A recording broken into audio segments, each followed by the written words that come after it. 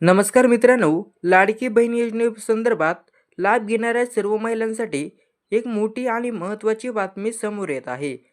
डिसेंबर व जानेवारी महिन्याचे हप्ते एकत्र जमा होण्याची शक्यता आहे. म्हणजेच काय, तर डिसेंबरचे 1,500 रुपये, जानेवारीचे 1,500 रुपये, एकत्रित 3,000 रुपये थेट खात्यात जमा होऊ शकतात.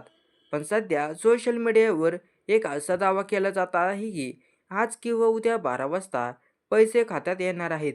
पण इथं एक गोष्ट समजून घेऊया की सरकारकडून अद्याप अशी कोणतीही अधिकृत घोषणा किंवा तारीख वेळ करण्यात आलेली नाही.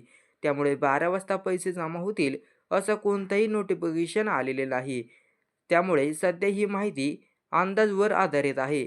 अधिकृत घोषणा होईपर्यंत खात्री देता येत नाही. आता मकर संक्रांतीनंतर पैसे येणार का? काही रिपोर्टनुसार मकर संक्रांतीनंतर होणाऱ्या राजकीय कार्यक्रमानंतर रक्कम जमा केली जाऊ शकते. पण हे देखील फक्त शक्यताच आहे.